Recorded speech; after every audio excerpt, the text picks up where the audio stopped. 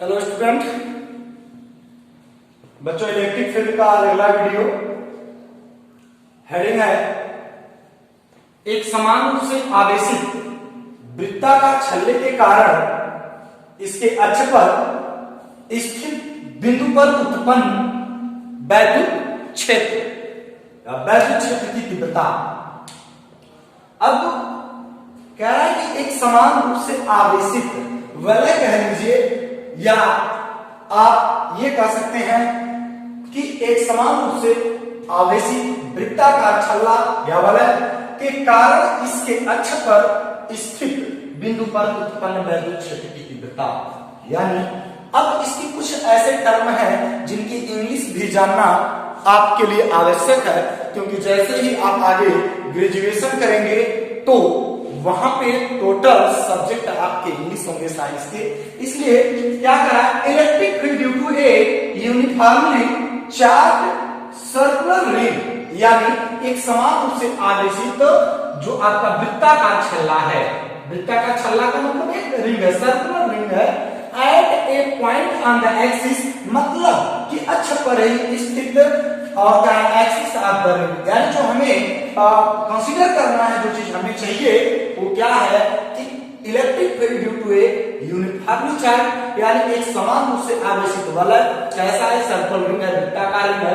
Eight a point on the axis, यानी उसके अक्ष पर ही क्या चाहिए आपको, इलेक्ट्रिक फील्ड चाहिए, यानी ऑफ द रिंग। यानी जो ये आवेशित वलय या जो वृत्ताकार छल्ला है, इसके केंद्र बिंदु O से x दूरी पर एक बिंदु कौन सा है, P, जहां पे हमें वैद्युत क्षेत्र की तीव्रता क्या करनी है बच्चों, ज्ञात करना है। तो हेडिंग हमें याद होनी चाहिए कि एक समान रूप से आवेशित वृत्ताकार छल्ले के कारण उसके अक्ष पर ही स्थित बिंदु पर उत्पन्न वैद्युत क्षेत्र या वैद्युत क्षेत्र की तीव्रता कंसीडर करनी है यहाँ पे। तो हम यहाँ पे मानेंगे, माना एक आवेशित वलय O जिसकी त्रिज्या कितनी है, स्मॉल r। माना एक आवेशित वलय O केंद्र स्मॉल r त्रिज्या का है, जिसके केंद्र O से x अक्ष पर x दूरी पर एक बिंदु P है, जहां पर वैद्युत क्षेत्र की तीव्रता क्या करनी है, ज्ञात करनी है। यानी ये सारी चीजें आप लिखेंगे इसमें, बट मैं डेरिवेशन कर रहा हूं यहाँ पे। तो ये इस पॉइंट को हम मान लिया कि जो ये आवेशित वलय है ये आपका कई छोटे छोटे खंडों से मिलकर के बना हुआ है, बट यह एक समान रूप से आवेशित है। तो सपोज है कि इस पर Q आवेश है, कितना आवेश है Q, और Q के छोटे छोटे पार्ट इस आवेशित वलय पर यूनिफॉर्मली चार्ज करेंगे, यानी इस आवेशित वलय पर जो आवेश है उसके छोटी छोटी मात्राएं इस पर पूरी एक समान रूप से क्या है, वितरित हैं। तो अब इसमें एक छोटा सा, यानी इसके छोटे से खंड पर विचार किया जाए, किसके खंड पर, यहाँ पे इस AB पर। तो इस डीएल लेंथ के कारण यहाँ पे जो उत्पन्न वैद्युत क्षेत्र की तीव्रता होगी कितनी होगी, DE। लेकिन DE को, यानी DE ऐसे है यहाँ पे, इसका अलग फिगर, अगर ये DE है तो छोटे से आवेश के कारण DQ के कारण कितनी लंबाई है, DL लंबाई है, यानी DQ के कारण उत्पन्न वैद्युत क्षेत्र की तीव्रता यहाँ पे क्या है, DE। लेकिन इसे हम दो घटकों में वियोजित कर सकते हैं, कौन कौन सी, एक इसको हम लंबवत घटकों में वियोजित कर सकते हैं और एक से क्षैतिज, यानी इसको एक DEX और एक DEY, दो क्षेत्रों में, यानी वर्टिकल और हॉरिजॉन्टल कंपोनेंटों में, यानी उन घटकों में से हम तोड़ सकते हैं। तो तोड़ने के पश्चात जो आपको DEX दिखाई दे रहा है ये आपका DE cos थीटा होगा, और ये जो DEY है ये आपका किसके बराबर होगा बच्चों, ये DE sin थीटा के बराबर होगा। यानी ये DEX आपका DE cos थीटा के बराबर होगा और ये DE sin थीटा के बराबर होगा। क्योंकि आप लोग पढ़े होंगे कि जो भी, जैसे AX है तो equal to A cos theta, AY है तो A sin थीटा, ये आपका वेक्टर है। वेक्टर में आप लोग पढ़ेंगे रिलेशंस ऑफ वेक्टर, सदिशों का वियोजन। बट अभी आपको हेडिंग क्या है, एक समान रूप से आवेशित वृत्ताकार छल्ले के कारण इसके अक्ष पर स्थित बिंदु पर उत्पन्न वैद्युत क्षेत्र। तो आइए यहाँ पे हम लोग इस छोटे से DL खंड के कारण इस P पॉइंट पर उत्पन्न वैद्युत क्षेत्र की तीव्रता कितनी होगी बच्चों, यहाँ पे साधारणतः मान लेंगे, आप लिखेंगे माना एक समान रूप से आवेशित वलय या वृत्ताकार छल्ला, एक समान रूप से आवेशित वृत्ताकार छल्ला जिसकी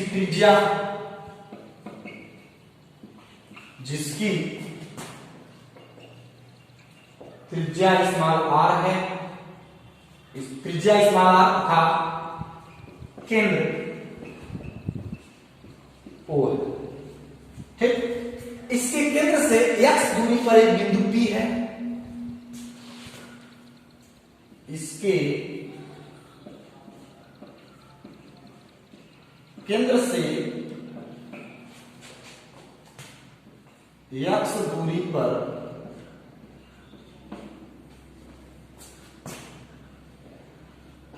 एक बिंदु P है जहां वैद्युत क्षेत्र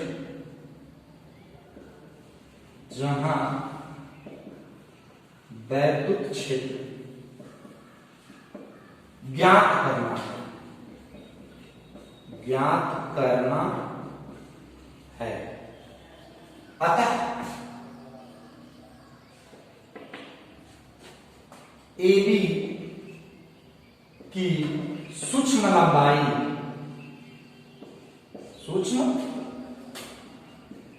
लंबाई dl के कारण, जैसे पूरी लंबाई ज्यादा होगी लेकिन इसकी छोटी सी लंबाई कितनी ले रहा है, dl के कारण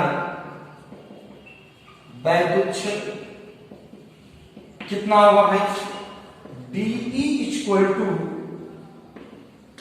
कितना, DE equal to 1/4 pi epsilon naught. Suppose that यह एयर में रखा गया था तो टोटल इस पर चार्ज कितना होगा, dq इस थोड़े में dq बाई, और डिस्टेंस कितनी है यहां से यहां तक की, ध्यान देंगे यहां से यहां तक की कितनी डिस्टेंस है a, हम लोग पढ़े ना ये वाला सूत्र E इक्वल टू पढ़ा गया, E equal to 1/4 pi epsilon naught q by r square.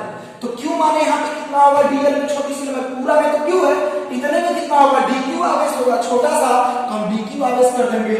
अब यहाँ पे डिस्टेंस r कितने, ये डिस्टेंस लेते हैं यहां से लेकर के यहां पर, तो बच्चों यहाँ पे क्या हो जाएगा, a स्क्वायर हो जाएगा, यानी यहाँ पे d equal to dq upon a square.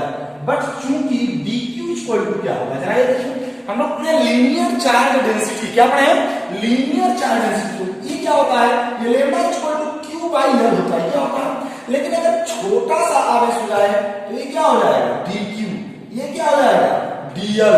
तो dq इक्वल टू बच्चों क्या हो जाएगा, लैम्डा इंटू dl हो जाएगा, यानी dq equal to lambda into dl।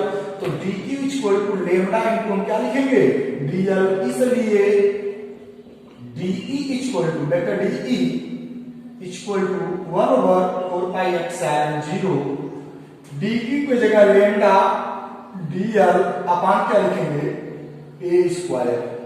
ठीक, अब क्या होगा इसमें, अब यहाँ पे हम देखेंगे कि इस पर अगर विचार करेंगे हम यहाँ पे, तो ये जो आ रहा है ये DE है, क्या है, DE। लेकिन इस DE को हम दो घटकों में विभाजित करेंगे, एक हमारा DEX और एक हमारा DEY। और अगर इस पॉइंट को लेते हैं, यहाँ पे क्या है, DE, अब इस DE को देखेंगे यहाँ पे इसे दो पॉइंट को जोड़ेंगे, ये क्या, DEY।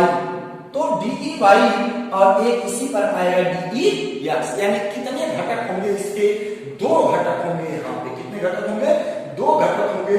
तो हमें यहाँ पे अब इस पूरे आवेशित वलय के कारण वैद्युत क्षेत्र की तीव्रता की गणना करनी है, किसकी गणना करनी है, पूरे आवेशित वलय के कारण, क्योंकि यहाँ पे जो एक ही दिशा में क्षैतिज है वह एक ही दिशा में होंगे और वह परस्पर क्या होंगे बच्चों, आपस में जुड़ जाएंगे। और जो इसके विपरीत है, जैसे वर्टिकल कंपोनेंट DEY और DEY, यानी जो ऊपर है और एक जो नीचे है, ये दोनों एक दूसरे के प्रभाव को क्या करेंगे, निरस्त कर देंगे। लेकिन हम क्या देख रहे हैं कि इसका भी क्षैतिज घटक, इसका DE का भी क्षैतिज घटक इधर ही आ रहा है, इस डी का भी क्षैतिज घटक कहां जा रहा है, इधर ही आ रहा है, दोनों एक ही दिशा में है, ये दोनों क्या होंगे, जुड़ जाएंगे और dx का मान सभी अवयवों के लिए क्या होगा, समान होगा। किसके लिए, सभी अवयवों के लिए यह इस घटक का मान क्या होगा, समान होगा।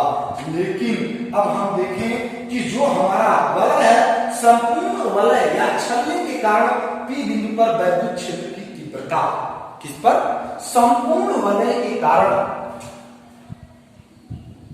संपूर्ण वृत्ताकार, संपूर्ण वृत्ताकार छलने के कारण P बिंदु पर वैद्युत क्षेत्र क्या होगा, ये होगा DE equal to vector DE equal to DE ऐसे लिखे, बल्कि E इक्वल टू E हो जाएगा DE का 0 से कहां तक, इसकी पूरी लंबाई अगर लेंगे तो 2 पाई r होगी, क्योंकि कैसा चल रहा है, वृत्ताकार है, इसलिए 0 से 2 pi r DE cos theta हो जाएगा। क्या हो जाएगा, यानी E इक्वल टू 0 से 2 pi r DE cos theta. अब हो जाएगा बच्चों यही E equal to close integral 0 से 2 पाई r DE की वैल्यू पीछे हम लोग निकाले हैं कितना, 1/4 pi epsilon naught lambda dl by a square. ये तो DE की वैल्यू हुई, वेक्टर DE cos थीटा। अब क्या करेंगे आप, या DE cos थीटा मैग्नीट्यूड वही होगा lambda dl by a square. अब यहां पे कौन रहेगा, cos theta.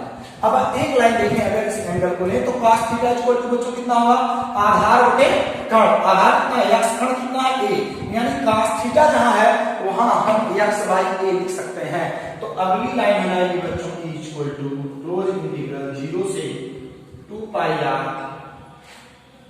1/4 pi epsilon 0 lambda dl by a square गुणे cos थीटा मतलब x बाई a। कोई प्रॉब्लम किसी को। अब हम लोग आगे आधार में हैं, इसे सॉल्व करते हैं तो 1/4 pi epsilon lambda x by a cube हो जाएगा। ये सारी चीजें कांस्टेंट टाइम कहां चली जाएंगी, बाहर चली जाएंगी, यानी E equal to 1/4 pi epsilon 0। थोड़ा सा यहाँ पे मैथ आ गया, गणित आ गई है, इंटीग्रेशन आ गई है। आप लोग इसे फर्स्ट ईयर में पढ़े होंगे, नहीं तो हम आप लोगों को समाकलन थोड़ा सा पढ़ा देंगे, समझ जाएंगे कैसे आ रहा है ये चीज। टॉपिक आ गया, इसलिए इसे देख लेते हैं, आपको समझिएगा। ये पूरे वलय के कारण यहाँ पे क्या है, केवल ये छोटे से इससे ए बी भाग के कारण आपको दिखाई दे रहा होगा कि इस ए बी के कारण वैद्युत क्षेत्र की तीव्रता है डी, और D equal to 1/4 pi epsilon 0 lambda dl by a square. लेकिन हमें चाहिए क्या, हमें चाहिए पूरे के कारण, संपूर्ण वृत्ताकार छलने के कारण P बिंदु पर वैद्युत क्षेत्र। तो संपूर्ण के कारण संपूर्ण कितनी होगी, E होगी, E इक्वल टू 0 से 2 पाई r, मतलब 0 से पॉइंट 0 से इस सर्किल कितनी होगी, इस सर्किल की जो पूरा इसका परिधि होगा तो 2 पाई r होगा, इसमें 0 से 2 pi r DE cos theta. अब 1/4 पाई एप्सिलॉन नॉट और x बाई या लेम्डा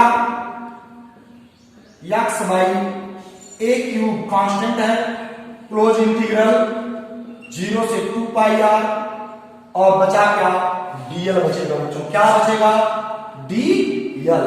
अब क्या लिखेंगे आप, E equal to 1/4 pi epsilon naught lambda x by a cube. अब इस dl का क्या हो जाएगा बच्चों, l हो जाएगा। क्या हो जाएगा, l, और लिमिट कितनी रहेगी, 0 से 2 पाई r। तो एक बार l की जगह 2 पाई r लिखेंगे, एक बार माइनस l की जगह 0 लिखेंगे, यानी E इक्वल टू वेक्टर भी लिखते रहेंगे क्योंकि यह एक वेक्टर क्वांटिटी है। अब 1/4πε0 लेमडा एक्स अपान ए क्यू, ये हो जाएगा 2π r माइनस 0। कहेंगे कैसे होगा? देखिए इंटीग्रल अगर dw है तो w होता है, इंटीग्रल dx है तो x होता है, इंटीग्रल dl है तो यह होता है। ये कैसे होता है हम आपको अगली वीडियो में केवल समाकलन के फार्मूले बता देंगे, आपको समझ में आ जाएगा। फार्मूला जान लीजिए, integral x to the power n into dx equal to होता है m x पे n माइनस 1। ध्यान दीजिए दो फार्मूले, सॉरी आपको एक d बाई डी एक्स मिलता है, ये डिफरेंशियल का d बाई डी एक्स आप x में तो यह होता है n x पे n माइनस 1, ये डिफरेंशियल का फार्मूला है। और एक जो इंटीग्रेशन का होता है x की पावर n dx, इसमें होता है x पे n प्लस 1 अपान n प्लस 1, यानी वही घातें जो बुरे में होती हैं, या एक घात जुटती है और एक घात पे भाग हो जाता है। जैसे इंटीग्रल आएगा तो आपको पढ़ाएंगे इसको क्या है कैसे। अभी केवल हम लोग ये देखें, यहां पे इंटीग्रल डीएल का क्या हो गया, l 0 से 2π r। अब अपर लिमिट में से लोअर लिमिट घटती है तो l की जगह पे 2π r माइनस l की जगह 0 तो 0। अब ये क्या हो जाएगा 1/4πε0 lambda x by a cube और इंटू 2π r। अब जरा देखिए ए यहां पे है तो चूंकि a स्क्वायर बराबर r स्क्वायर धन x स्क्वायर होगा। कैसे? कण का वर्ग बराबर लंब का वर्ग धन आधार का वर्ग, उससे हो गया पाइथागोरस की प्रमेय। तो यहां से हम लोगों को a बराबर क्या मिल जाएगा, a बराबर मिल जाएगा under root r square plus x square, ये मिल जाएगा। यहां से a की वैल्यू हो जाएगी, किसकी वैल्यू हो जाएगी, a की। अगर और किसी की भी वैल्यू हम लोग पुटअप करना चाहें तो उसकी भी वैल्यू हम लोगों को क्या हो सकती है, मिल सकती है। लेकिन हम लोग चलते हैं अभी, तो यह किसकी वैल्यू है, a की। तो अगर a की अगर एक कड़ी इसकी हम हटा दें, क्या करें, तो इस पर कितना लग जाएगा 1/2, कितनी पावर हो गई 1/2। अगर दोनों पक्षों का अब क्यूब कर दें तो a क्यूब इक्वल टू क्या होगा r square plus x square का 3/2 हो जाएगा। कितना हो जाएगा 3/2। तो a क्यूब के जगह a क्यूब की वैल्यू को पुटअप कर देते हैं, तो इसलिए vector E equal to 1/4πε0 lambda x 2π r upon r square plus x square पे पावर 3/2। पावर कितना आ जाएगा 3/2, उसकी a क्यूब की वैल्यू रख दी गई। अब इसके बाद में a भी मिल गया, या इसके जगह चूंकि भी और आप इसमें कंप्रोमाइज कर सकते हैं और क्या कर सकते हैं, जो लेमडा है उसके जगह q/2πr लिख सकते हैं। कितना लिख सकते हैं, चूंकि लेमडा इक्वल टू q/2πr हो सकता है। लीनियर चाइल्ड डेंसिटी कौन सी, q/l l बने, ये जो l इसका टोटल आएगा वो 2πr आएगा। इसलिए इसी फार्मूले को ये लेमडा है, लेमडा की जगह क्या लिखेंगे q/2πr, तो ये 2πr कैंसिल हो जाएगा, केवल qx यानी 1/4πε0। डेरिवेशन थोड़ा लंबा है, बचा के देखेंगे। Lambda x upon sorry lambda हट जाएगा qx upon r square plus x square whole to the power 3/2। ये फार्मूला है। यही हम लोगों को बच्चों डेरिवेट करना था। क्या करना था, डेरिवेट करना था। कैसे डेरिवेट करेंगे, इसके लिए आप जो हेडिंग है, एक समान रूप से आवेशित वृत्ताकार छल्ले के कारण इसके अक्ष पर स्थित बिंदु पर उत्पन्न वैद्युत क्षेत्र। तो इसके लिए हम मान लेंगे माना मेरे पास एक आवेशित वृत्ताकार छल्ला है जिसकी त्रिज्या स्मॉल r और केंद्र क्या है O। इसके केंद्र से x दूरी पर हम लोगों को वैद्युत क्षेत्र की तीव्रता P बिंदु पर ज्ञात करनी है। तो अति सूक्ष्म भाग एक ले लेंगे AB। AB की लेंथ कितनी है? AB की लेंथ है बच्चों कितनी? आप देख रहे हो DL। कितनी है? DL छोटा सा पार्ट है, तो उसके कारण यहाँ पे कितना आवेश होगा? dq आवेश होगा। तो उसके कारण P बिंदु पर वैद्युत क्षेत्र की तीव्रता वेक्टर D